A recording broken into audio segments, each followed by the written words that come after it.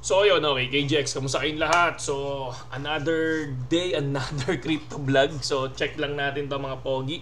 No, kung titignan natin, yung ginuhitan natin, dito lang siya naglalaro ngayon. Okay? Possible na once na mag-bounce yan, kasi ito nagtambol di ba? Kung papansin nyo, dito nagtambol sa 92. Pero once na bumaba dito yan sa 91, tulad nga ng sinabi ko sa inyo, possible makita natin si 87. Pero sabi ko nga sa inyo, nung umpisa pa lang, nung pumasok ang January, maglalaro yan. Parang November, okay? Maglalaro yan. Parang yung last week ng October to November. Kasi ito yung hinihintay yung presidential announcement, di ba? Dahil may election. Pero ngayon, ang tinitingnan naman dito, syempre, kung ano yung inauguration, kung ano yung sasabihin ni Donald Trump. Pero sabi nga dito sa Cointelegraph, mga kapatid, si Grayscale is optimistic about Bitcoin future, no? Sabi niya, even with current economic challenges, no, and sees the upcoming US presidential inauguration as a potential boost, no? Sabi nga nila, pag daw may good news, nagbebenta-benta daw sila kasi nga possible bumaba yung value ng BTC. Pero tulad ng sinabi ko, basta pumasok ka sa crypto, dapat risk taker ka, mga lodi. Para kung titingnan natin, ano ba yung merong asset tayo? So meron tayo na kung mapapansin nyo ETH natin, 455. Kung mapapansin nyo, negative 54 tayo dyan. Diba? Tapos USDT natin 200. So ngayon, nag-future tayo. Pakita ko lang sa inyo yung future natin para at least alam niyo kung ano yung ginagawa ko sa crypto, no?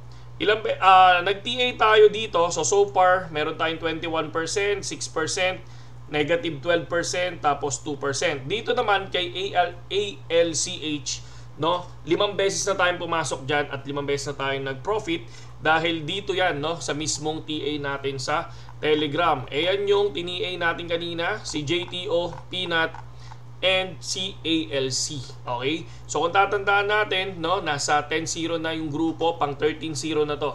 Etong mismong namin, no, etong mismong TA namin sa group.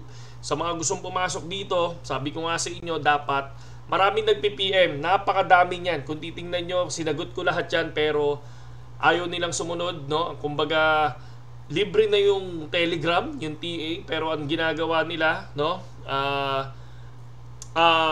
Syempre, ayaw nilang mag-download ng sarili nating platform, tulad ng sinabi ko sa inyo, BitGet. Pero yun lang yung ating requirements. Dapat, under ka ng link natin sa BitGet. So far, no, Peanut hit TP1, 11-0. Ayan, 11-0 na kami. Pero naka-hit na rin ng TP si JTO and ALC. No, kung mapapansin natin, yung mga tropa natin, nag-CPM na yan, no? So, tingnan nyo to. Kay Lakay, ALC, 26%. Good. Di ba? I don't know, si Bricks. Bricks, 24%. Di ba? Yan yung mga nagtita, yan yung mga solid. Ito.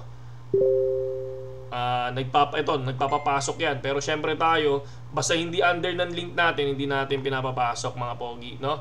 Marami yan. Sobrang dami ng nag-PPM sa atin regarding niya. Ito si LZM trader to 37%, di ba? So far talagang totally ang daming nagpo-profit dito sa ating sa ating Telegram. Kaya congratulations doon sa mga pumasok dito sa Telegram natin using link natin. And nandiyan naman sa YouTube channel natin yung mismong Telegram kung saan ako kakausapin, mga lodi, no, nandiyan siya. Kaya walang problema yan, mga lodi, no. So sumasagot tayo diyan, pero hintay-hintay lang kasi nga bukas time to maglilinis tayo ng Telegram. Kasi kung mapapansin nyo, yung Telegram natin, ang rules ko kasi dito sa Telegram, no, dapat nagtitrade ka. Dapat hindi ka idle, hindi ka nakatambay lang. Kasi baka mamaya magtatambay ka lang dyan, di ba? Pag nagtambay ka lang dyan, wala, automatic ikikik natin yan. And then kapag may pang-trade ka na ulit, so doon ka pumasok, no?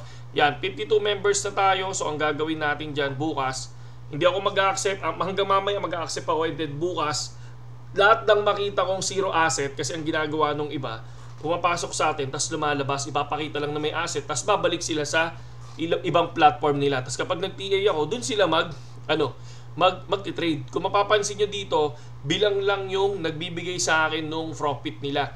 Kasi bakit? Sa iba sila nagtitrade Kaya yun ang gagawin ko. Ngayon, paano ko malalaman yun? Kapag nakita ko yung UI, meron akong mga copy ng UID nyo, pag tinignan ko yan doon sa mismong platform, makikita ko yung deposit and withdrawal. Pag nakita ako ng withdrawal doon, automatic kick na yan. And then syempre ibaban na natin, di ba?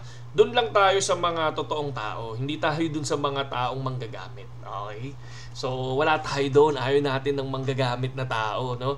Kaya nga ito, di ba? Sabi ko nga sa inyo, 11-0 sa TA, di panalo ka na, di ba? Sabi ko nga kahit 11-1 o 11-2, o kahit pa paano lamang yung panalo, lamang yung talo, di ba? Lamang yung panalo kaysa sa talo, di ba? Pero dito, sa ngayon wala pa kaming talo, 11-0 pa lang kami. Okay? No, napakaganda niyan. Yung iba nga totally nagpapabayad pa. Ako wala. Walang bayad. Ang akin lang dapat gamitin niyo yung link natin sa BitGet. Yun lang yun mga kapatid. Balik tayo dito. Okay. So for me, pagpasok niyan, no, possible magkaroon ng rebound sa 1 hour time frame, pero sa 4 hours time frame kung mapapansin natin, no, kung titingnan nyo, medyo downtrend siya pa sa 4 hour time frame, pero once na makuha niya tong 95,600, possible umakyat ulit yan ng 99. Yan ang tingin ko dyan. And then dito naman sa 4 hours time frame, kung mapapansin natin, nag-bounce lang siya dito sa area na to. Pero ayan na. So sana magtuloy-tuloy yan. And then, pero feeling ko, syempre may drop pa rin. Kasi nga wala pa yung January 20. Pero pag maganda yung nangyari sa January 20, bullseye. Bullseye mga pogi. Eto. Next, XRP. Kung mapapansin natin, eto na yung TA natin ng XRP. Ayun na, kung idediretso natin to, bang! Breakout si XRP. So, kita nyo naman, di ba? 2.4. Ito yung TA natin noong nakaraan. I think 4 days ago. So kung papansin natin, nag-breakout siya. So possible, lumipad si XRP. Ako naman lagi akong syempre, di ba, dun lang tayo sa mga TA natin. $3, 3 USD. Possible 3 USD ang ilipad ni XRP, no? Pero tulad na sinabi ko, wala dito yan. Hindi ako nagti-TA muna ng mga high market cap, no? Tinitingnan muna natin yung lahat ng binibigay nating TA, JTO, Peanut, and ALC. No, yun lang naman KGX ang ating news ngayon at saludo sa mga take profit mga lodi, no, yung mga nag-profit sa grupo natin. Saludo sa inyong lahat at check natin kung ano pa yung maibigay nating TA. So far may 3 tayong TA ngayon. Tingnan muna natin kung magpa-profit muna tayo sa 2. And then mag-research ako tonight kung ano yung iti-TA ko bukas at medyo busy tayo bukas kasi magkikik ako maglilinis ako sa Telegram. Okay? Saludo sa inyong lahat KGX. Magandang gabi sa inyong lahat.